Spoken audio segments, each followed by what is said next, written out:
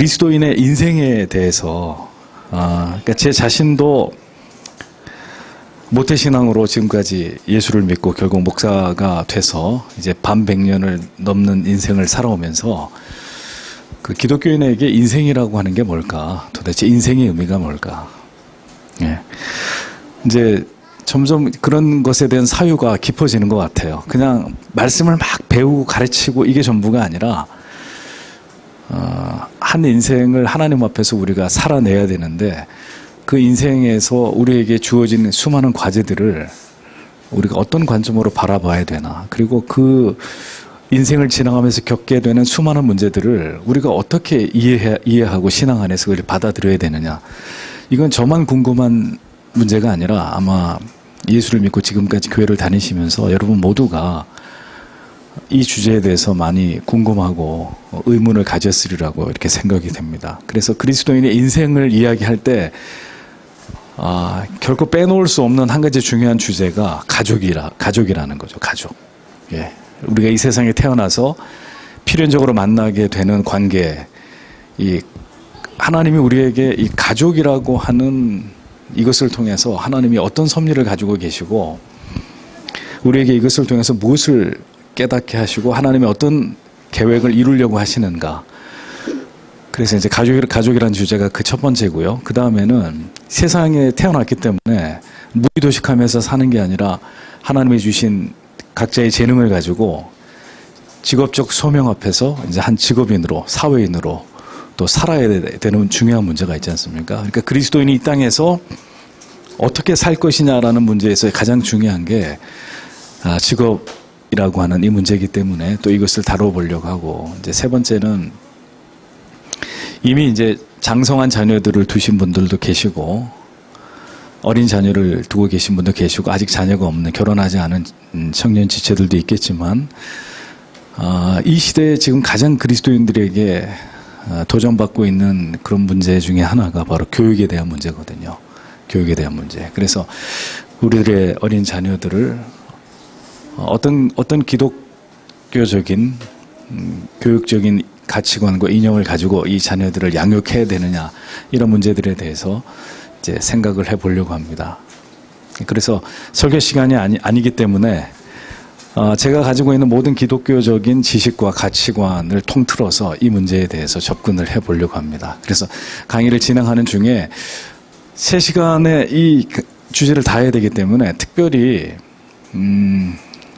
별도의 그 질문 시간을 따로 드려야 되는데 질문도 받아야 되고 휴식도 하셔야 되고 참 어려워요. 그러니까 강의를 듣는 중에 혹 질문이 있으시면 그때 손을 들어서, 그러면 강의를 제가 잠깐 끊고 그 질문에 대답해 드리고 이렇게 해서 계속 진행을 하려고 합니다. 근데 이 주제를 다룰 때 아마도 여러분들에게 많은 의문점이 분명히 생기시리라고 저는 생각을 해요. 왜냐하면 이게 굉장히 궁금한 주제고 쉽게 답을 얻을 수 없는 주제이기 때문에 마음속에 가지고 계셨던 많은 물음표에 대해서 좀 이렇게 여러분들이 이것을 끄집어내놓고 질문을 하셔야 되고 또 하시리라고 저는 기대를 합니다. 자, 먼저 이 그리스도인의 인생에 있어서 떼놓을 수 없는 이 가족에 대한 문제입니다. 가족에 대한 문제. 성경에 보면 최초의 가족이 나옵니다. 누구죠? 아담과 하와입니다. 아담과 하와. 최초의 가정, 최초의 가족이라고 얘기할 수 있는 아담과 하와에게서 누가 태어납니까? 처음으로 가인과 아벨이 태어납니다. 물론 그 이후로도 많은 후손들이 태어나지만 무슨 소리지? 예. 네. 가인과 아벨, 그러니까 아버지 아담, 어머니 하와, 그리고 형제 가인과 아벨. 자, 이 성경에서 이야기하고 있는 이 첫 가정의 그림이 행복입니까? 불행입니까? 행복이에요? 불행이에요? 불행이라는 말은 참 고급스러운 말이고 비극입니다. 왜요? 가인이 아벨을 쳐 죽여버리지 않습니까? 그러니까 성경이 그려내는 첫 번째 가족이라는 그 이미지는 굉장히 행복하고 하나님이 창조하신 첫 번째 가정으로서 굉장히 복되고 아름답고 즐겁고 행복하고 깨가 쏟아지는 이런 가정이 아니었더라는 겁니다. 네, 네. 네, 그래서 성경이 얘기하는 첫 번째 가정은 비극적인 가정이었다. 이건 뭘 의미하는가요?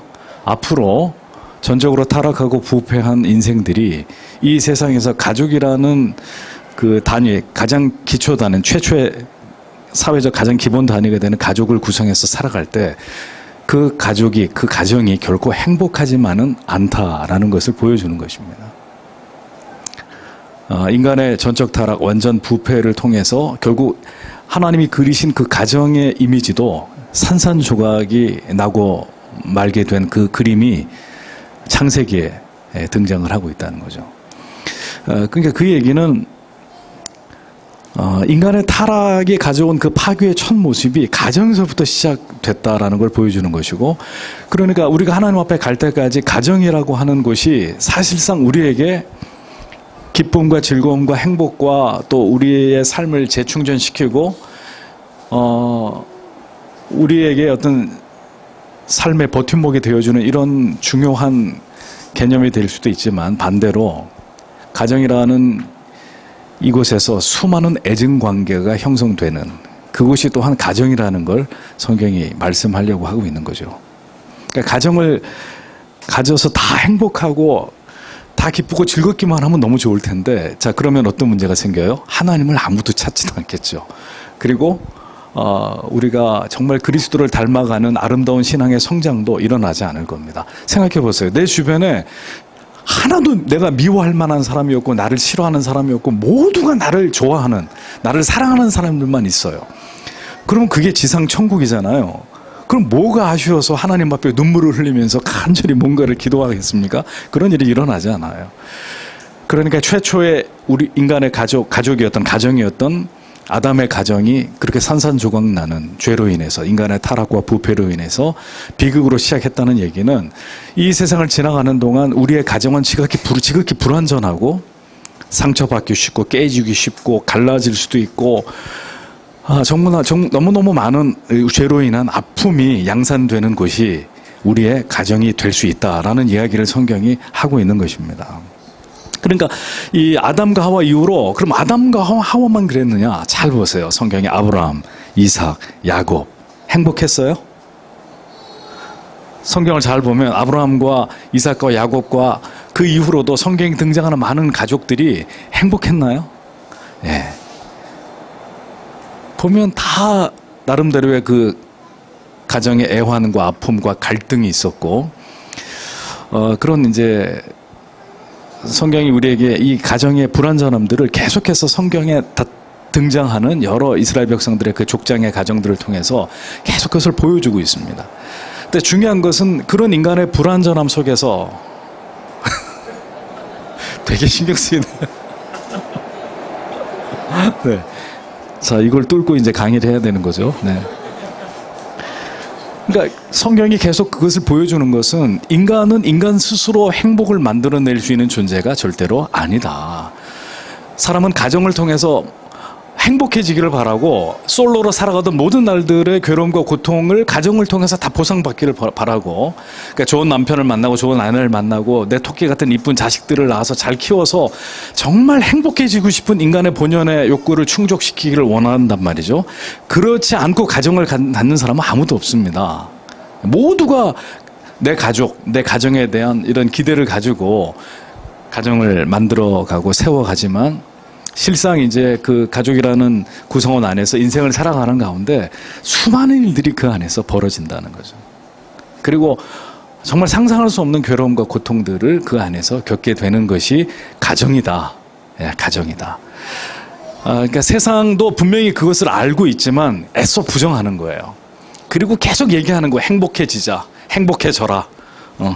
아빠는 아빠대로, 엄마는 엄마대로, 애들은 애들대로 다 우리는 행복해져야 된다라고 노래를 부르지만, 그런 구호와 그런 다짐만으로 인간의 행복이 하늘에서 뚝 떨어지는 것이 절대로 아니잖아요. 그러니까 먼저 우리는 인간은 절대로 인간이 추구하는 가치관과 이념을 가지고는 행복한 가정을 세울 수 없다라는 점을 인정하고 받아들여야 된다는 겁니다. 절대로 우리의 노력만으로는 행복한, 우리가 꿈꾸는 그런 가정을, 그런 부부의 관계를, 또 부모와 자식의 관계를 만들어갈 수 없다라는 것을 우리가 인정하고 받아들이고 시작해야 되는 겁니다. 그래서 우리의 고통당하는 가정, 깨어진 어떤 가정의 어떤 아픔들, 이런 모든 것들이 타락하고 부패한 죄인들의 한계를 그대로 보여주는 이런 단면이 될 수 있다는 겁니다. 그래서 여러분, 어떤 성도님들의 가정이시든지 목사의 가정을 비롯해서 갈등이 없는 가정은 없어요. 제 말이 참입니까? 거짓입니까? 어떤 가정이든 우리 집엔 어떤 문제도 없다. 우리 집은 완벽하다.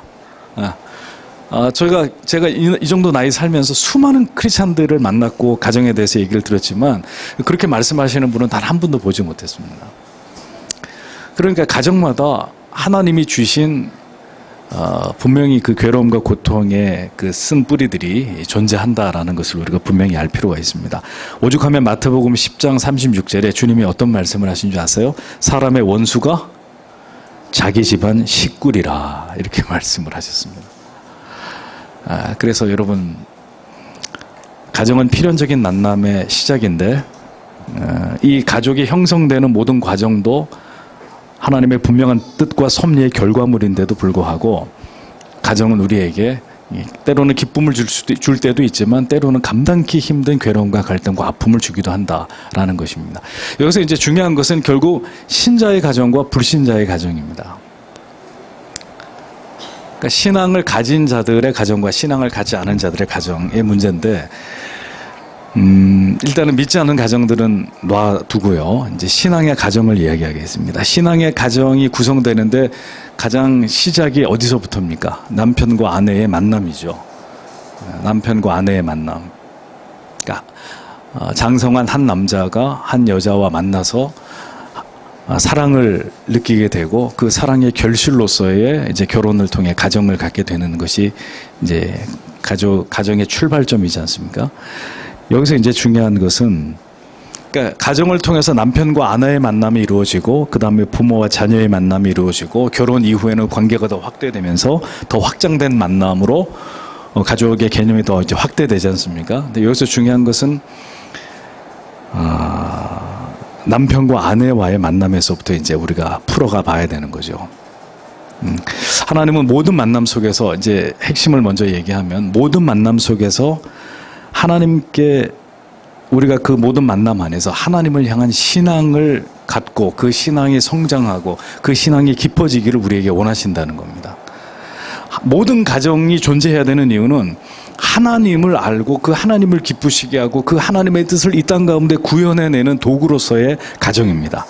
그러니까 제발 여러분들에게 제가 강조하는 것은 행복이 뭐냐 이거죠. 우리 가족, 내 가족, 다섯 가족, 우리가 만족해서 잘 살아가는 게, 아무 어려움 없이 잘 살아가는 게 행복이냐? 이거는 믿지 않은 자들도 그런 행복관을 가지고 있습니다. 그럼 그리스도인의 행복관이라는 걸 뭘까요? 가정을 구성하고 있는 아버지, 어머니, 아들, 딸, 할아버지, 할머니, 이 가족을 구성하고 있는 모두가 하나님을 경외하는 신자가 되어야 되고, 하나님을 기쁘시게 하는 목적을 위해서 가정이 존재하고 그 가정이 유지되고 그 가정에서 일어나는 모든 일들을 신앙 안에서 해결해 나가야 그것이 궁극의 신자의 가정의 행복이다라는 걸 먼저 기억하셔야 됩니다. 그러니까 그거를 벗어나서 하나님을 제껴놓고 우리끼리 어떻게 해서라도 행복해야 된다, 우리끼리 문제가 없어야 된다, 우리끼리 싸우지 말고 갈등하지 말고 잘 살아보자, 이건 행복이 아니라는 거예요. 이거는 그리스도인의 가정이 꿈꿔야 될 올바른 가치관이 아니라는 겁니다. 근데 많은 사람들이, 심지어 예수를 믿는 사람들조차도 이 행복의 개념을 하나님에게서 찾지 않고 우리의 가족 안에서만 찾으려고 해요. 근데 하나님의 질투의 하나님이시기 때문에 그런 사고를 가지고 우리끼리의 행복을 추구하려고 하는 그런 성도의 가정을 결코 행복하게 하나님이 놔두시지 않는다는 겁니다. 반드시 하나님은 그 행복의 출발점이 하나님이라는 이 진리를 잊어버린 망각한 가정에 하나님의 갈등과 괴로움과 고통을 통해서 그 행복의 출발점이 하나님이고 행복을 부여하시는 이가 하나님이라는 사실을 가족들로 하여금 모두 깨닫게 하기 위해서, 그 방법이 뭡니까? 어떤 어려움과 갈등과 가정에 생겨난 어떤 중요한 문제 때문에 모든 가족들이 고통스러워하면서 하나님을 간절히 찾게 만드는 바로 그것이거든요. 자, 그런데 이제 이 세 가지 만남 중에 남편과 아내의 만남에 대해서 생각을 해보려고 합니다. 사람은 다 각기 다른 성장의 배경을 가지고 있죠. 고향이 다르고, 또 성장한 가정 배경이 다르고, 또 부모님의 성향과 뭐 인격과 부모님의 뭐 지성의 수준과, 또 심지어는 이제 부모님이 다 살아 계셨느냐, 한 분이 돌아가셨느냐, 고아였느냐, 뭐 여러 가지 한 사람이 태어나서 성장해가는 성인이 되는 과정 가운데 많은 일들을 겪게 되거든요. 네. 자이건 타이건 간에 한 사람의 인격이 성장하는 과정 속에서 무수히 많은 일들이 일어납니다. 그러니까 결혼하기 전에, 가정을 만들기 전에 내가 소속된 가정을 통해서 이미 한 사람이 형성되는 거죠. 그 사람의 인격과 성격과 성향과 기질과 이런 모든 것들이 하나님이 주신 그 가정에서 한 아이가 점점 어른이 되는 과정 속에 많은 관계를 맺으면서 그 사람의 이 모든 것들이 형성이 되는 겁니다. 그러니까 네 발 달린 짐승은 태어나면 1시간이면 어떻게 되죠? 펄쩍펄쩍 뛰어다녀요. 과정이 별로 필요 없어요. 그리고 성장하는 속도도 굉장히 빨라서, 그렇게 해서 뭐 한 1년 지나면 다 자라서 성체가 되고 1년, 2년 안에 굉장히 빠른 성장 속도를 보이면서 뭐가 없느냐, 동물들은 프로세스가 없어요. 과정이 없어요. 그러니까 이 성체가 되는데 굉장히 빠른 속도로 진행이 돼서 다 이미 빨리빨리 독립해버리고 지 살 길 찾아가고, 이렇게 이제 동물은 그런 구조잖아요. 그럼 우리 가정이라고 이런 얘기를 쓰지 않아요, 동물들한테는. 근데 인간은 유일하게 태어나서 긴 시간 동안 가족이라는 구성원 안에서 그가 체계적으로 성장해 나가는 프로세스가 있단 말이에요. 과정이 있단 말이죠. 그럼 하나님이 왜 인간이라고 하는 존재를 그렇게 만드셨느냐 하는 겁니다. 어떤 부모님에게서 한 아이가 태어나게 하고, 그 아이가 그 양 부모님 밑에서 또 형제 자매들 사이에서 이렇게 서서히 자라가야 되는, 무수한 환경들에 노출되면서 이렇게 자라가야 되는 이런 환경을 하나님이 왜 만드셨겠느냐 하는 거죠. 그 속에 분명히 하나님의 뜻과 섭리가 있다는 걸 우리가 이해해야 되는 겁니다. 우리는 어렸을 때 빨리 컸으면 좋겠다, 어른이 됐으면 좋겠다, 뭐 이런 생각들 많이 했겠지만, 하나님은 더디게 아이가 태어나서 유아기부터 해서 소년기부터 청소년기, 청년기, 성년, 그 다음에 중년, 노년, 이 모든 인생의 과정을 통해서 하나님은 무언가를 우리 안에서 하기를 원하신다라는 걸 우리가 분명히 이해해야 된다는 겁니다. 근데 그런 하나님이 행하려고 하는 그 모든 일들이 어디서 일어나느냐? 가정에서 일어나는 거예요. 가정에서. 그래서 이제 한 사람이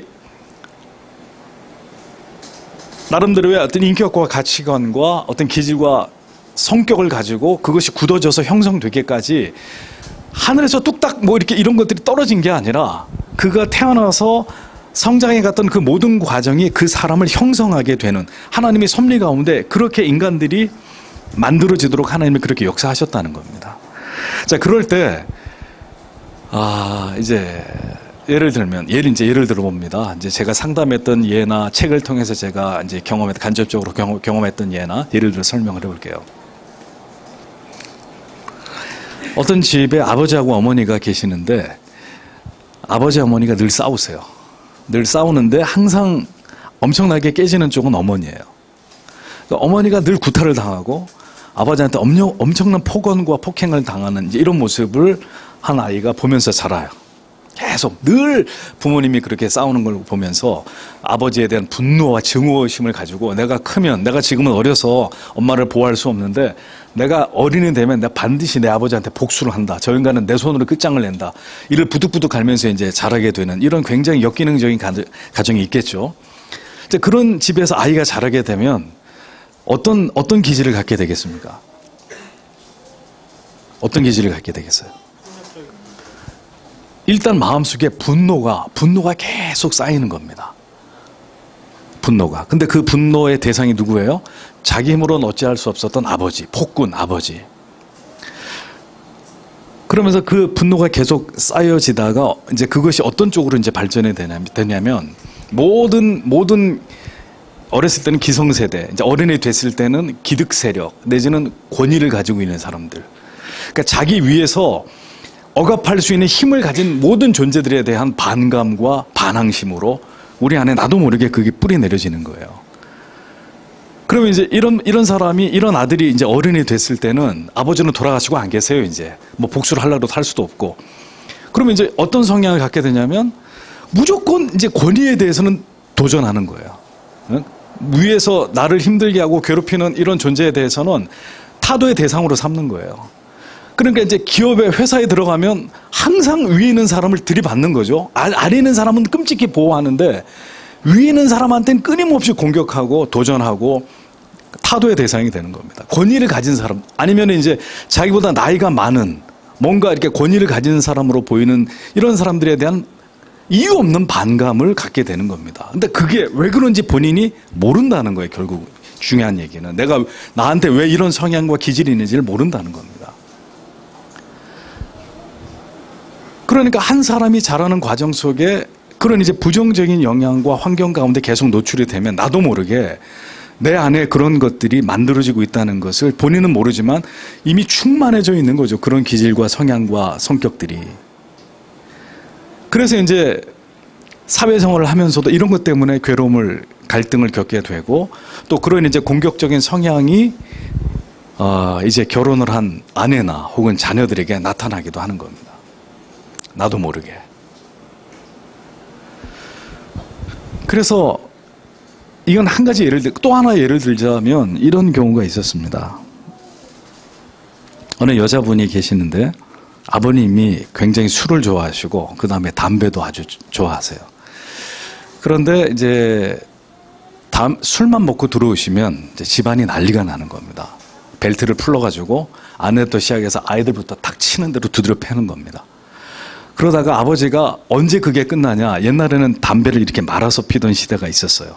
아버지가 이제 담배갑에서 담배를 꺼내가지고 담배를 이렇게 해서 말아가지고 담배를 딱 피기 시작하면 이제 상황 끝 이렇게 되는 겁니다. 다시 이제 평온해지는 거예요. 한바탕 폭풍이 지나가고 다시 이렇게 고요한 원상태로 돌아가게 되는 이제 이런 상황이 되는 거죠.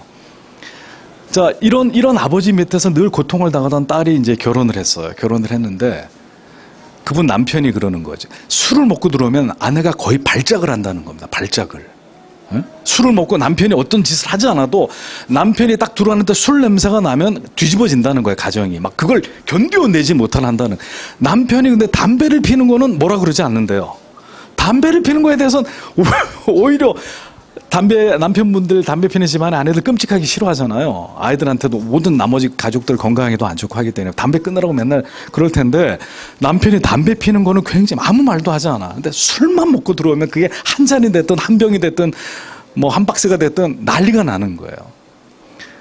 그러니까 이제 이분이 왜 내가 이런 반응을 보이는지를 잘 이제 생각을 해보고 역추적을 해보니까 그러한 이제 그 불안감이 결국 아버지로부터 끊임없이 받았던 그 아버지로부터의 그 악영향이 이제 그런 자기의 내면을 형성하게 됐다는 겁니다. 그러니까 하나님께서 그러면 그러한 인간이 모난 존재로 그런 과정들을 이건 좀 부정적인 얘기만 했지만 극단적인 얘기만 했지만 그럼 왜 하나님께서 그러한 환경 가운데 우리를 노출시키고 그런 삶을 살아가게 하셨느냐 하는 거죠. 왜?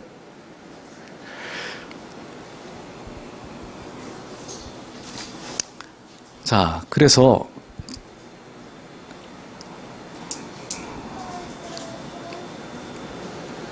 하나님은 인간의 결손과 결핍과 상처 속에서 하나님이 우리가 성장하게 하신 이유는 결국 그 모든 것을 통해서 인간이 어느 순간 자기 한계를 보는 겁니다.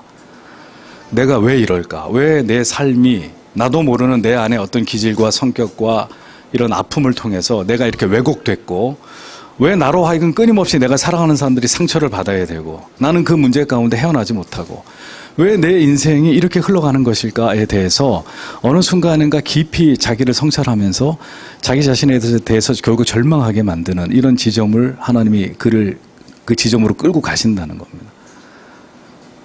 그러니까 우리가 이걸 신학적으로 얘기하면 그건 인간의 전적 타락의 그 상태이기 때문에 뭘 해도 그런 상황에서 벗어날 수 없고 그런 아픔이나 상처나 갈등의 관계에서 헤어나올 길이 없는 겁니다. 우리는 다 그 안에 있는 그 안에서 살아갈 수밖에 없는 존재고 그런 것들을 다 경험할 수밖에 없는 존재인데 중요한 것은 그 모든 것을 통해서 결국은 그리스도를 찾아가게 하시는 이런 하나님의 놀라운 섭리가 그 안에 있다는 거죠. 예. 그래서 분명한 것은 하나님의 은혜가 임했을 때 내가 내 안에 그런 면이 있다는 사실을 분명하게 인식하는 것이 필요합니다. 근데 많은 사람들이 자기 자신을 정확하게 인식할 수 있는 능력이 없어요. 내가 그렇다는 걸 몰라요. 그리고 또 하나는 나의 이런 것이 무엇에서 비롯됐는지를 정확히 이해하지 못합니다. 그래서 중요한 것은 자기의 히스토리를 정직하게 들여다볼 필요가 있습니다. 우리가 내 자신에 대한 히스토리를 먼저 곰곰이 내가 어떤 인생을 살아왔고 나에게 영향을 끼친 사람들과 상황들과 환경들이 어떠했는지에 대해서 한번 깊이 내 자신을 정리해 볼 필요가 있습니다. 그리고 우리가 어떤 사람을 이해하는 방식이 우리가 제일 참 부족한 것이 내 자신을 그런 방식으로 인식하는 지식이 없고 능력이 없기 때문에 다른 사람을 볼 때도 그렇게 그 사람을 이해하지 않고 그에게 드러난 모습을 가지고 그 사람을 평가하고 판단해버리는 오류에 빠지는 겁니다. 그러니까 내가 나의 히스토리를 들여다보면서 내 자신의 결손과 결함과 아픔과 상처들을 정직하게 이해해야 된다면 다른 사람을 바라볼 때도 내 남편을, 내 아내의 어떤 면을, 내 아버지와 어머니의 어떤 면을 자식이 이해하려고 할 때 접근할 때 어떤 방식으로 접근을 해야 되겠습니까? 내 아버지가 어떻게 살아오셨나? 내 어머니가 오늘까지 어떤 삶을 살아오셨나? 그분이 오늘까지 인생을 살아오시면서 어떤 일 때문에 가장 슬프고 괴롭고 고통을 당했고 어떤 것으로 인해서 굉장히 프라이드가 있으시고 그것을 늘 자랑 삼아 말씀하시고 그러니까 한 사람을 이해할 때 우리의 가족이든 친구든 누구든 그 사람을 이해하고 그 사람을 들여다볼 때는 그 사람이 오늘까지 어떠한 삶을 살아왔는지를 같이 볼 수 있어야 된다는 겁니다. 그러면 어떤 이제 인간에 대한 이해가 생기냐면 하나님이 저분의 인생을 이렇게 끌고 오셨기 때문에 저분 안에 이러한 부분들이 있구나. 이런 폭력성, 이런 나약함, 또 이런 낮은 자존감, 이런 분노, 이런 우울감, 이런 것들이 존재하는구나 하고 한 인간을 그렇게 긍휼히 여기고 불쌍히 여기는 마음으로 바라볼 수 있는 여유를 갖게 되는 거죠. 그러니까 거기까지 가지 못하면 뭐 저 따위 인간이 다 있어 이렇게 가는 거예요. 누구나가 마찬가지예요. 뭐 저런 인간이 다 있어. 그래 내가 인생 최대 실수가 널 만난 거다. 이렇게 가는 거예요 이제. 예. 내가 왜 너를 만나가지고 이렇게 고생하면서 내가 뭘 전생에 죄를 많이 져가지고 이러면서 이제 어디까지 팔자까지 나오고 이제 뭐 별의별 얘기가 다 왜냐면 이걸 답을 찾아야 되잖아요. 내 인생이 왜 이렇게 됐는지에 대한 답을 찾아야 되는데 답을 모르니까 다 사람들에게 투사하고 원망하고 누구 때문에 이렇게 가는 거예요. 그럼 그렇게 하면 답이 나오나요? 그렇게 다 다른 사람 탓으로 다 돌려버리면 그럼 나는 후련해집니까? 그럼 그 문제에서 벗어나나요? 아무것도 바뀌어지는 건 없어요. 그래서 여러분 분명히 알아야 될 건 우리가 전적으로 타락하고 부패한 인생이기 때문에 우리가 자라가는 환경과 과정 속에서 분명히 우리 안에 삐뚤어진 이런 모습들을 우리가 가질 수밖에 없다는 것을 분명히 이해해야 됩니다.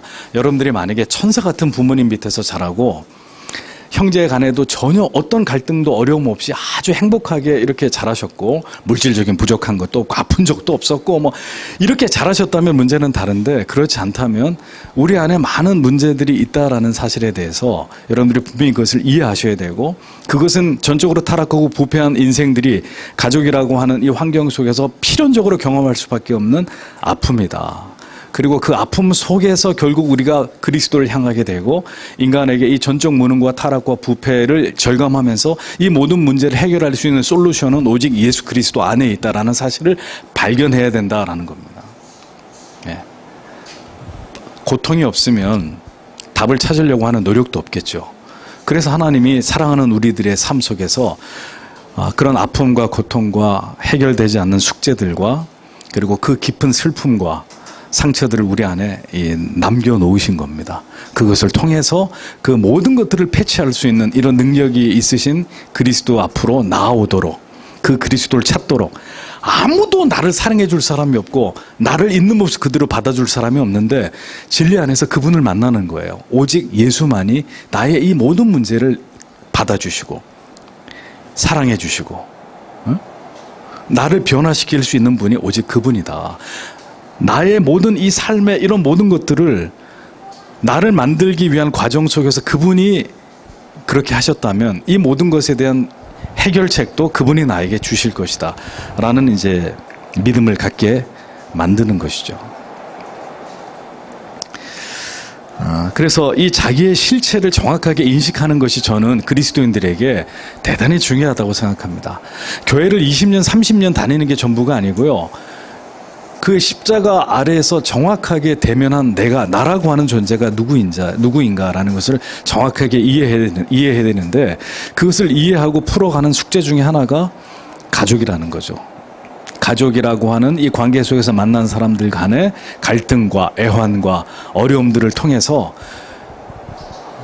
하나님의 목적과 뜻을 찾고 그것을 구하고 그것을 만나서 결국 하나님의 방법으로 가족 안에서 그 모든 것들을 극복해 나가는 이 과제가 평생의 우리의 삶 속에 주어져 있다는 것입니다.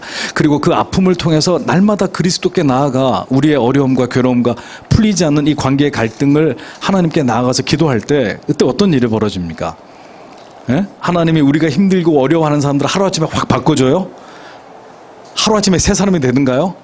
그런 일이 일어나지 않고 뭐가 바뀌냐면, 그 갈등과 이해할 수 없는 철벽처럼 느껴지던 가족의 구성원들에 대한 이 절망감이 사라지고, 내가 바뀌어야 된다. 내가 그들을 이제까지 바라보던 이 절망의 관점, 아무것도 달라지지 않고 바뀌지 않을 것이라고 하는 이런 마음이 아니라,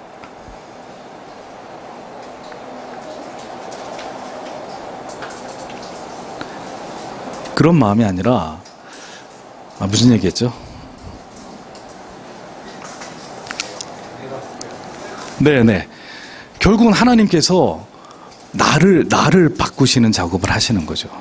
이러한 가정 안에서 그리스도의 삶을 깊이 묵상함으로 결국 한 알의 밀알처럼 내 자신이 썩어지고 내 자신이 변화되는 길이 저들을 변화시키는 길이고, 이 가족이라고 하는 이 갈등의 공동체 안에서 하나님의 뜻을 이룰 수 있는 키다라는 생각을 하게 되는 거죠.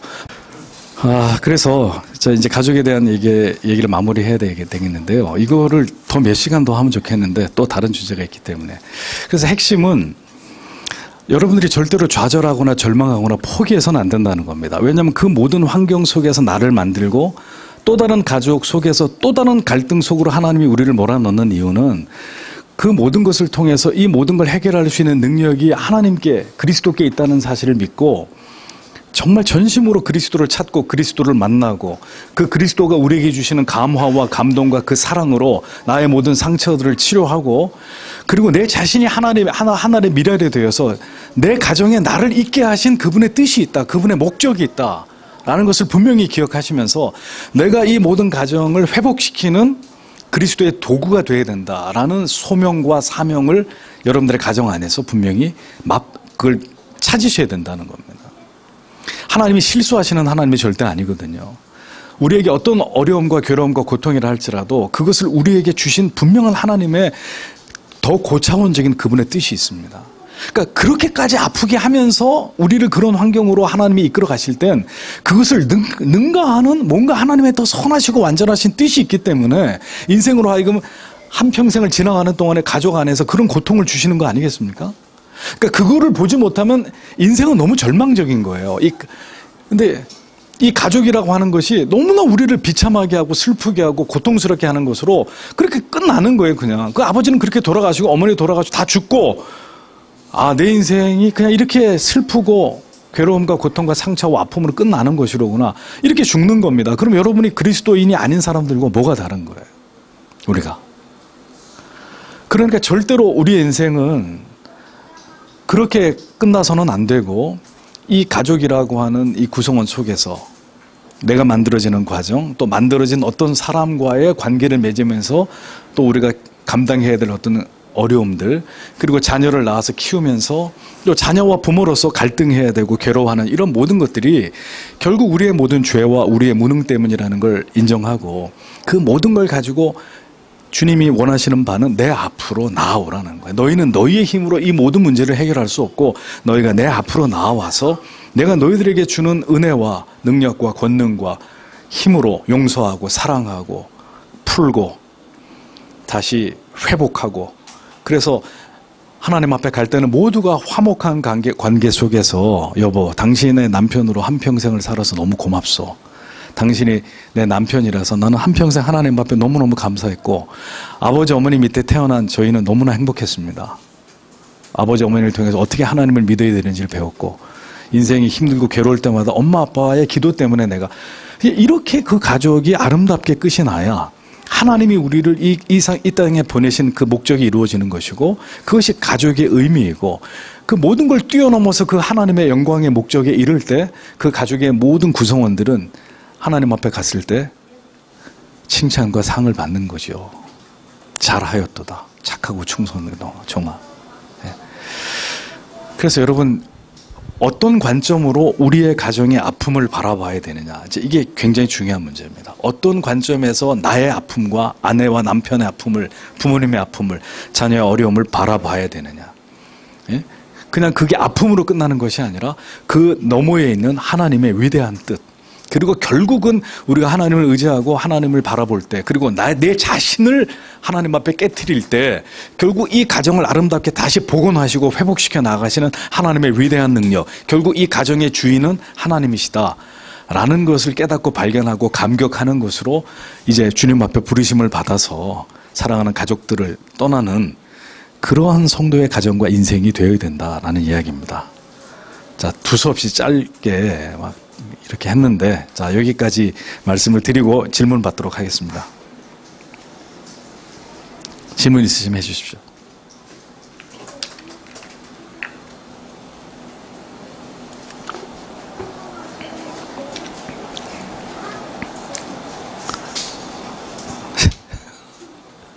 질문 없으세요? 질문이 없다는 건 둘 중에 하나인데, 강의가 너무 형편없어가지고 하나도 알아들은 게 없거나 아니면 완벽했거나 말씀 그렇게 하시는 표정은 아니신 것 같아요. 자, 이게 참 이렇게 또 오픈해서 말씀하시려니까 어려운 부분이 있으실 겁니다. 가정마다 분명히 어떤 부분을 얘기를 해서 좀 답을 얻고 싶어도 공개된 자리이기 때문에 어려움이 있으실 거라는 걸 제가 충분히 이해합니다. 혹시 이 강의를 듣고 좀 저하고 상담을 하고 싶다 하시면 퓨리탄 카페로 오십시오. 네. 자, 강의, 예. 네. 마이크. 당연한 질문인데 꼭 기독교인은 기독교인하고 결혼해야 하나? 중요한 질문이죠. 기독교인이 기독교인과. 그러니까 성경에는 두 가지 경우로 얘기합니다. 첫째는 이제 불신자와의 결혼을 금하는 것과 불신 상태에서 결혼을 해서 예수를 믿게 되는 경우예요.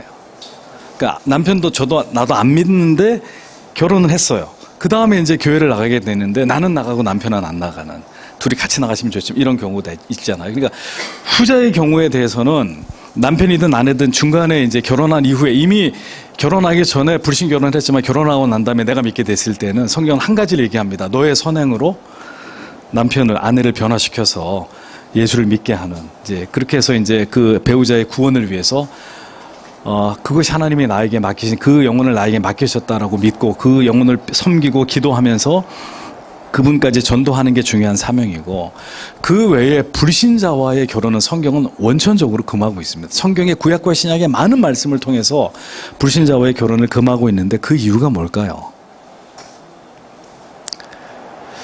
그러니까 우리가 그런 얘기 하지 않습니까? 거듭난 영과 거듭나지 않은 영은 공통 분모가 없어요. 공통 분모가. 근데 불신 교회를 다니는 자매들이 불신 결혼을 하는 이유가 뭔지 아십니까? 예수만 안 믿었지 그 남자는 나를 너무 사랑합니다. 너무 자상한 사람입니다. 이 하늘에 둘도 없는 사람입니다.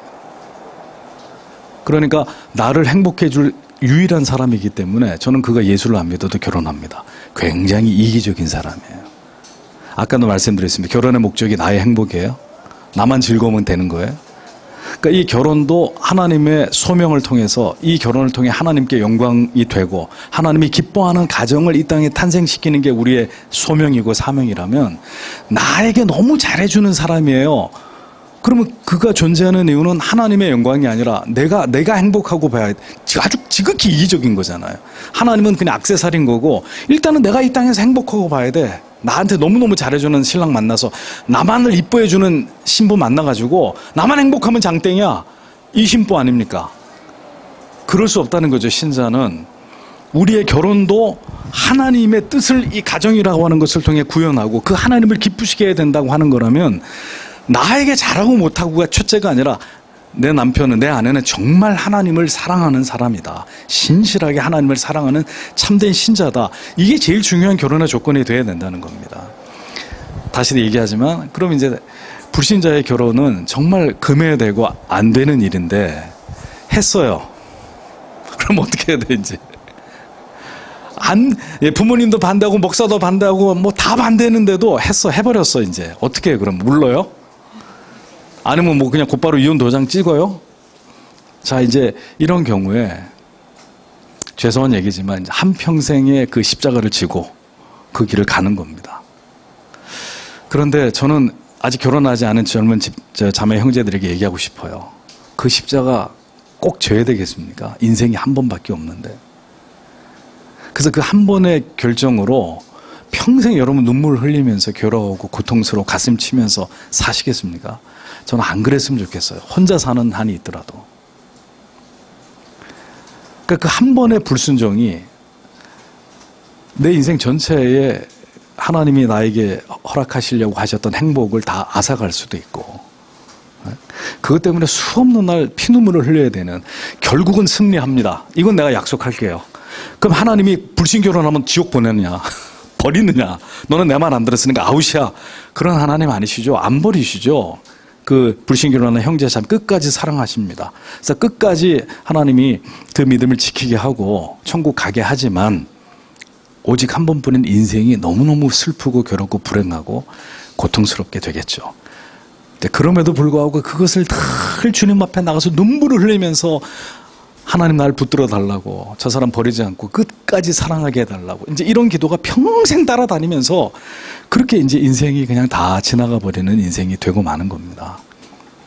그러다가 이제 하나님의 그 간절한 기도에 하나님이 응답하셔서 남편이나 아내가 예수를 믿게 되는 날도 오겠죠. 근데 그건 이제 정말 그 사람이 얼마나 그 영혼을 위해서 기도했느냐. 예? 그냥 저 인간 제발 예수를 믿었으면 좋겠어. 이 정도, 이건 기도도 아니고, 그거는 그렇게 해서는 백날 죽을 때까지 안 변하고요. 정말 이제 그 불신 결혼을 한 분이 정말 예수를 잘 믿어서 내 남편과 내 아내가 지금 얼마나 위험한 가운데 있다는 것을 날마다 생각하면서 저 영혼이 지옥 가면 안 된다라는 이 괴로움과 고통 속에서 날마다 그 영혼을 위해서 금식을 하고 눈물을 흘리면서 그렇게 기도해야 살아있는 동안에 그분이 예수를 믿을까 말까 한 거예요. 예?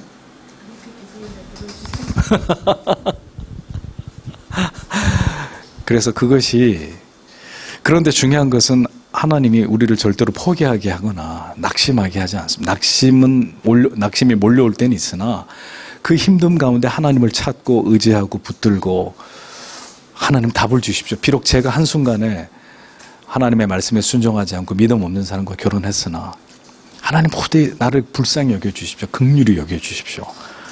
그러면 10년, 20년이 지난 어느 날 그 남편이 변화돼서 그분을 통해 예수를 믿게 될 수도 꼭 된다는 게 아니라 될 수도 있고 그냥 그렇게 돌아가실 수도 있어요.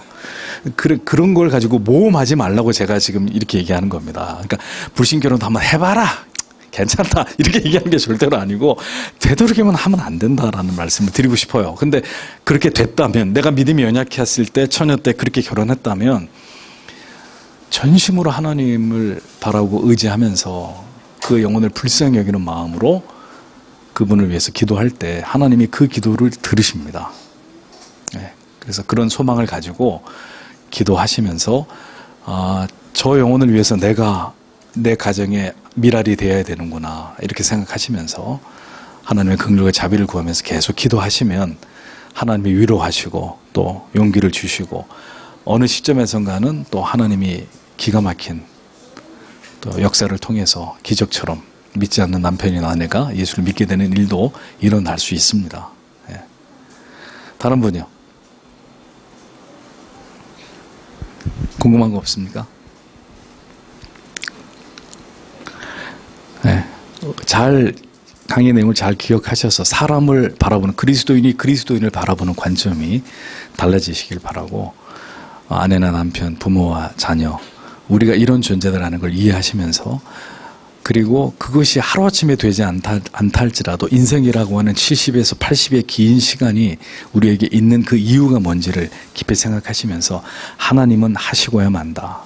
이 믿음을 가지고 이 문제를 풀어가셔야 됩니다. 10분 쉬었다가 다시 하겠습니다.